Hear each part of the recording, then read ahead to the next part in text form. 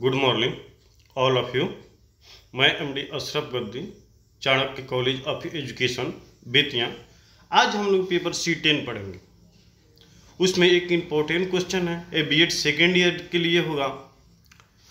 आप लोग first year में एक क्वेश्चन पढ़े थे, डिसलेक्सिया, डिस्ग्राफिया, डिसकैलकुलिया, उसी के समतुल्य एक क्वेश्चन है, ऑटिज्म क्या है। ऑटिज्म क्या है, इनकी विवेचना करें। तो देखिए ऑटिज्म क्या है। ऑटिज्म एक मानसिक रोग है। जिस तरह हम लोग डिसलेक्सिया, डिस्ग्राफिया, डिसकैलकुलिया का नाम हम लोग सुने थे, उसके विषय में हम लोग जाने थे, सेम उसी के अनुसार ऑटिज्म है। ऑटिज्म एक मानसिक क्या है, रोग है, कमजोरी है, जिनको पहचानना बिल्कुल क्या होता है, क्रिटिकल होता है, जटिल होता है। इसको पहचानने के लिए हम बचपन से नहीं पहचान सकते हैं। इसके लक्षण जन्म से, बाल्यावस्था से ही नजर आने लगती हैं। और जिन बच्चों में यह रोग होता है, उनका विकास क्या होता है, अन्य बच्चों की तुलना में असमान होता है। इतना आप जाने कि ऑटिज्म के बच्चे होते हैं क्या, वो दूसरे बच्चों के साथ वो रहना बिल्कुल पसंद नहीं करते। उनकी जो सोच होती है, वो सोच भी क्या होती है, व्यापक नहीं होती, बहुत कम होती है। उनकी जो रुचियां होती है, क्या होती है, रुचियां भी बिल्कुल कमजोर होती है। आप अपने इर्द गिर्द में अनेक ऐसे बच्चों को देखे होंगे जो ऑटिज्म से ग्रसित हैं। 10,000 बच्चों में 2 से 4 बच्चों में ऑटिज्म की प्रक्रियाएं, विशेषताएं देखने को मिलती हैं।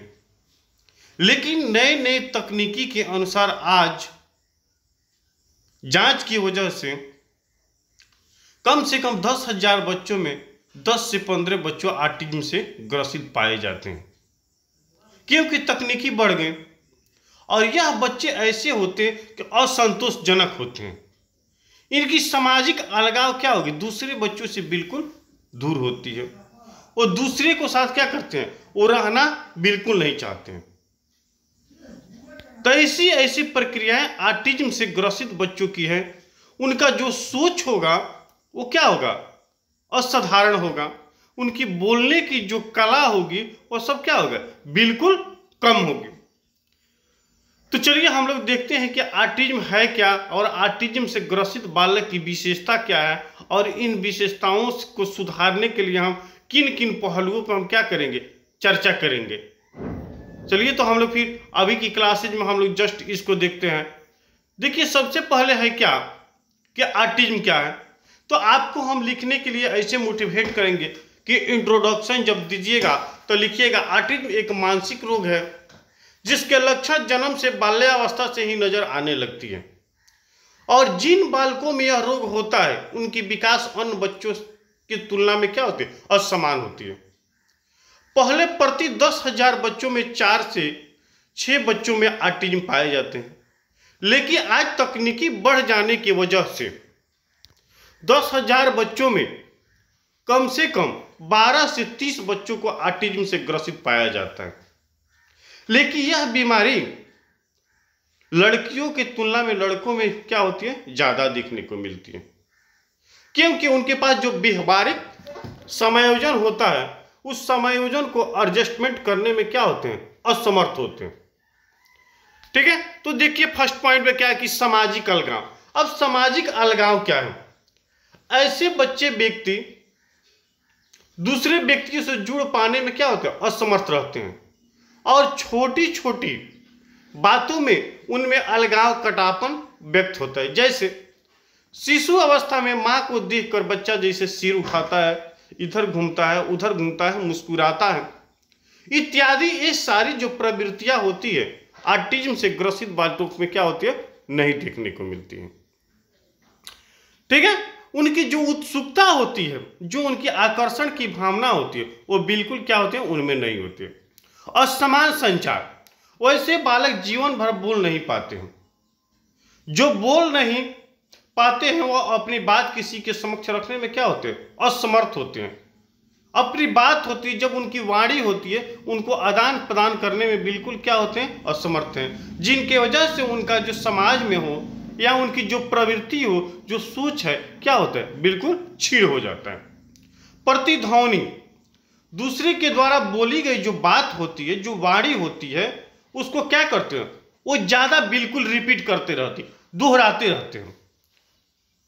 ठीक है, लेकिन उसका उस बात होता है, उस बात का मकसद क्या है, वजह क्या है, उनका अर्थ क्या है, इस सारी बातों पे वो क्या करते हैं, ध्यान नहीं देते हैं। जैसे किसी वस्तु का नाम रख लेना, जैसे ताजमहल की रखना।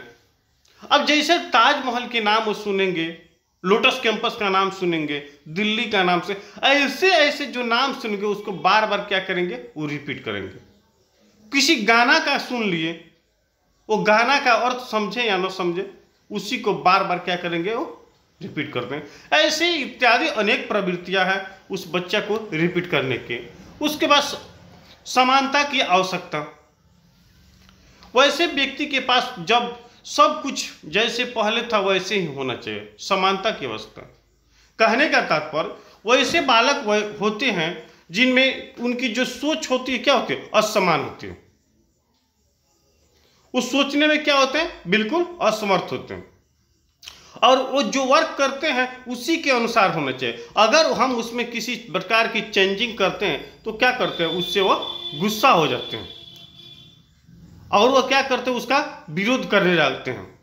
चिल्लाना, हंसना, रोना इत्यादि बातों से वो प्रकट करते हैं। जैसे मानते हैं कि वैसे व्यक्ति हैं, अगर उनके शरीर पर हम टच करते हैं, छूते हैं, तो असमान व्यवहार करेंगे। अगर उनके पास कोई खिलौना है, कोई खाने की सामग्री है, उसको हम छू लेते हैं तो लगता है कि हम खा गए, उनका खिलौना ले लेंगे। ऐसे ऐसे प्रवृत्ति पर क्या करते हैं, वो छीण की भावनाएं महसूस करने लगेंगे। अनुकरण करने में असमर्थता। उनके पास जो क्षमता होती है सीखने की, करने की, उसमें क्या होता है, वो असमर्थ होते हैं। वह चाह कर सकते हैं लेकिन वह चाहते नहीं है उस वर्क को क्या करना। ठीक है। उसके बाद हम देखते हैं कि सामाजिक परिस्थिति में असमर्थता। जो सामाजिक परिस्थिति होती है उसमें भी क्या होते हैं, वो असमर्थ होते हैं। जिस समाज के साथ हमें कैसे रहना चाहिए, कैसे समायोजन करना चाहिए, समाज में हर किसी को कैसे सुख सुविधा दुख दर्द होता है, इस सारी भावनाएं को क्या करते हैं, वो बिल्कुल नहीं समझ पाते हैं। चलिए, उसके बाद सीमित रुचियां। जो उनकी रुचि होती है वो क्या होती है, बिल्कुल सीमित होती है। उनके पास जो रुचि होती है, जिस चीज को करना चाहेंगे करते रहेंगे, उसी को करेंगे। किसी दूसरे वर्ग को करने में क्या होगा, उनमें असमर्थता हो। आगे पीछे को हिलते रहना। वह किसी एक स्थित स्थान पे बैठने के बावजूद वो अपने शारीरिक संचालन होता है, उस शारीरिक संचालन को क्या करते हैं, मूवमेंट करते रहते हैं। इनके साथ साथ उनसे किसी बात की चर्चा की जाए, कोई बात पूछा जाए तो उस बात को क्या करते हैं, गोल गोल घुमाते हैं। स्पष्ट उसका जवाब क्या होता है, वो देने में असमर्थ रहते हैं। और एक ही कार्य को बार बार वो करते हैं, उस कार्य से उनको बेनिफिट हो या न हो, इस पर वो ध्यान देने की कोशिश नहीं करते हैं। घूमने पर असमान बर्ताव, या उनको शरीर को घुमाने पर, टच करने पे, छूने पर वो कुछ हमसे गलत बर्ताव करने लगते हैं। जब उन्हें उठाया जाता है तो वो क्या करते हैं, अपने शरीर को कठोर करने के स्थान पर और लचीलापन पड़ जाते हैं या तन जाते हैं। ये दोनों परिस्थितियां उनके साथ देखने को मिलती है। और दूसरे को ध्यान खींचने के लिए किसी तरह का इशारा वो करने में असमर्थ होते हैं। और एक शब्द को बार बार बोलना, रिपीट करना, कहना, ये सारी उनकी मुख्य प्रवृत्ति है। ज्यादा ध्यान लगाकर देखना, उस सारी एक्टिविटी उनके पास है। अति क्रियाशील, आक्रामक, जानबूझकर हानि पहुंचाना, ये सारी प्रवृत्ति वैसे बालक के पास होती है। उनकी जो शौक होगी, जो सोच होगी, वो सीमित होगी, रुचि होगी सीमित होगी। जो कोई खास वस्तु प्रतिक्रिया होगी, इस सारी करने में क्या होंगे, असफल होंगे। लेकिन इसकी मुख्य कारण होती है मानसिकता, हेरिडिटी।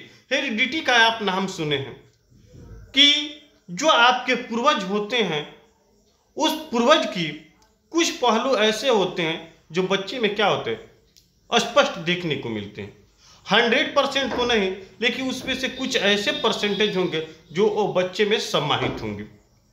दुर्घटनाएं, ऐसे बच्चों को कुछ समझ नहीं आता है कि हमें क्या करना चाहिए, कैसे रहना चाहिए। जैसे रोड पे चलेंगे तो चारों तरफ रोड को चक्कर लगाते चलेंगे, ट्रेन के पटरी पे जाएंगे तो ट्रेन आने वाली होगी तो उससे आगे क्रॉस करेंगे, दौड़ेंगे। ये सारे बच्चों की क्या होती है, जो मानसिक कमजोरी होती है, जो मानसिकता होती है, बिल्कुल क्षीण होती है, बिल्कुल कम होती है। उसके साथ साथ संक्रमण रोग बीमारी से ग्रसित होने की वजह से बच्चे होते हैं। उसके बाद जो प्रसव, जब बच्चा की पैदाइशी होती है, प्रसव काल होता है, उसमें बच्चे की पूर्ण रूप से ऑक्सीजन की कमी होती है और ऑक्सीजन की कमी की वजह से जो उनका जो शारीरिक संचालन होता है, जो फेफड़े की चाल होती है, वो उचित रूप से वो नहीं वर्क कर पाती है, जिसके उनके वजह से मानसिक कमजोरी स्पष्ट दिखता है। उसके बाद उचित पोषण, उनके खाने पीने पर जो उनके माँ बाप होते हैं वो बिल्कुल अच्छा से ध्यान नहीं देते हैं। चलिए, तो पहचान इनकी है कि कभी कभी किसी बात पर जवाब नहीं देते या फिर बात को सुनकर अनसुना कर देते हैं। कई बार आवाज़ लगाने पर भी जवाब नहीं देते। किसी दूसरे व्यक्ति के आंख में आंख डालकर वो क्या करते हैं, वो बात भी नहीं करते हैं। और बात करते हुए अपने हाथों का इस्तेमाल नहीं करते, फिर अंगुलियों से भी किसी तरह का संकेत नहीं करते। जब हम बात करते हैं तो हमारी जो बॉडी मूवमेंट होती है, जो हमारी शारीरिक संचालन होती है, उस शारीरिक संचालन का हम क्या करते हैं, प्रयोग करते हैं, जिनके वजह से कोई चीज को क्या होता है, समझाना होता है, बताना होता है, वो क्या होता है, हमारे लिए सरल होता है, आसान होता है। इसके साथ साथ जो अगला भी होता है उसको समझने में सरलता फील होती है। ठीक है, बदलाव नहीं इन्हें पसंद होता, रोजाना एक ही जैसा काम करने में इन्हें मजा आता।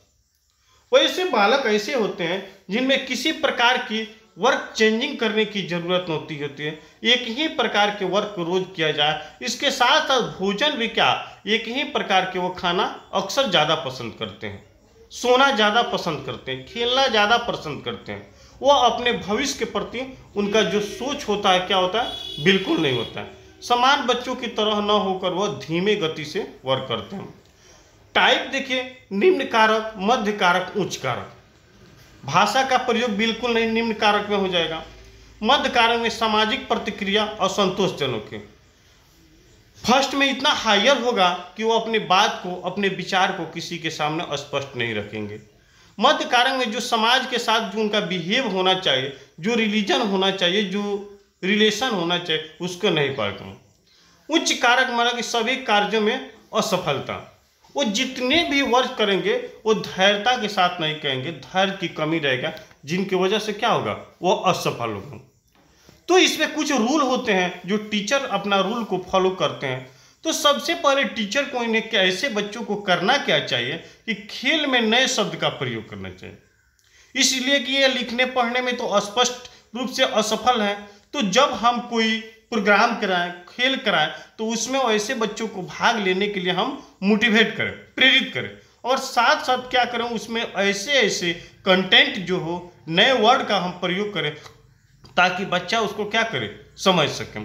खिलौने के साथ खेलने का सही तरीका कर दिखाएं, बारी बारी से कार्य करने की आदत डालें, धीरे धीरे उनके साथ संख्या को बढ़ाएं, साधारण सरल वाक्यों की बात करें, समझाएं, इस्तेमाल होने वाले शब्दों को ही जोड़कर बोलें। ऐसी प्रवृत्तियां हैं, तस्वीर की तरह इशारा करके समझाना और मनोचिकित्सक द्वारा दी गई दवा का सही रूप से प्रयोग करना। ठीक है, ये सारी इनकी क्या है, मुख्य पहलू है। साधारण सरल वाक्यों को बात करना, जैसे अब देखिए यहाँ पे है कि पहले उन्हें समझाना, फिर बोलना, लिखना, उसके बाद खुद से करने के लिए प्रेरित करना। वैसे बालक जब होंगे तो उस बालक को पहले हमें क्या करना चाहिए, मोटिवेट करना चाहिए, समझाना चाहिए, फिर से उसी बात को उनसे रिपीट करने के लिए प्रति हमें मोटिवेट करना चाहिए। अगर फिर उस बात को मोटिवेट कर दिए, रिपीट कर दिए, तो उसे हम क्या करना चाहिए, रीडिंग कराना चाहिए, पढ़वाना चाहिए। रीडिंग भी कर लिए तो उसे फिर राइटिंग के रूप में हमें उसे क्या करना चाहिए, चेंज करना चाहिए, डाइवर्ट करना चाहिए। और उसके बाद जिस रूप में हम उस वर्ग को हम पूरा किए, प्रयोग किए, उस रूप में उनके करने के लिए हमें क्या करना चाहिए, जागरूक करना चाहिए, प्रेरित करना चाहिए, मोटिवेट करना चाहिए। और वैसे बच्चे उस चीज को, उस वर्ग को करना नहीं चाहते हैं, लेकिन हम जब तक उन पे जोर जबरदस्ती दबाव नहीं देंगे तब तक वो बच्चा उस वर्ग को नहीं करेंगे और वो अपने अधिकार को क्या करेंगे, पूर्ण रूप से नहीं समझ पाएंगे। तो देखिए ऑटिज्म क्या है। ऑटिज्म कोई बड़ी बीमारी नहीं है और बहुत बड़ी बीमारी भी है। ऑटिज्म से ग्रसित बालक भी समझदार होते हैं, बुद्धिमान होते हैं, लेकिन फिर भी उनको उनकी आवश्यकता की पूर्ति और उन पे विशेष फोकस की जरूरत होती है। और माता पिता परिवार में ऑटिज्म से थोड़े से ग्रसित बालक होते हैं उनको अनदेखी वर्क करते हैं, और जो बालक प्रतिभाशाली जीनियस हैं उन पे ज़्यादा फोकस करते हैं, जिनकी वजह से वह बालक धीरे धीरे और पिछड़ना प्रारंभ करते हैं। ऐसा बात नहीं है कि ऑटिज्म से कुछ ऐसे बालक हैं जो 100 में वो लगभग 2% वर्क करने में असफल होते हैं। वह बिल्कुल दूसरे पे क्या होते हैं, आश्रित रहते हैं, यहाँ तक कि उनको खाने पीने, सोने, बैठने, वह इतना वर्क जो होता है वह खुद अपने से नहीं कर सकते हैं, उसके लिए भी किसी दूसरे की सहयोग की जरूरत है। आपकी इर्द गिर्द में या आपके सोसाइटी में, आपके समाज में, आपके परिवार में या आपके रिलेशन में कुछ ऐसे बच्चे इससे ग्रसित हैं, तो भरसक आपको प्रयास ये करना चाहिए कि ऐसे बच्चों के लिए विद्यालय में शिक्षकों को विशेष फोकस की जरूरत है, विशेष आवश्यकता की जरूरत, विशेष ध्यान देने की जरूरत है, ताकि बच्चा अपनी समस्या को अपने से रूप में समाधान करने के लिए क्या हो जाए, तैयार हो जाए। और ऐसे बच्चे से हमें कभी मजाक की प्रवृत्ति नहीं होनी चाहिए। उन्हें हमें क्या करना चाहिए, उनसे हमें प्यार, दुलार और अच्छा रिलेशन का प्रयोग करना चाहिए, ताकि बच्चा हमारी भावना को समझ सके और हमारी भावना के अनुसार वो भी क्या करे, वर्क कर सके। तो आज हम लोग ऑटिज्म देखें कि ऑटिज्म क्या है। तो ऑटिज्म क्या है, ऑटिज्म एक मानसिक कमजोरी है और इनकी संख्या पहले 10,000 में क्या थी, 10 से 12 पाई जाती थी, लेकिन आज तकनीकी बढ़ जाने की वजह से उसमें 25 से 30 पाई जाती है। अगर प्यार, दुलार, सहयोग मिले तो ये प्रक्रिया क्या होगी, धीरे धीरे समाप्त हो जाएगी। तो चलिए आज के क्लास में हम लोग इसी को यहीं पे रहते हैं। मैं MD Ashraf Gaddi, Chanakya college of education Bettiah, आप सभी को मेरी तरफ से बहुत बहुत धन्यवाद। फिर नेक्स्ट क्लासेज में हम लोग मिलेंगे। थैंक्स।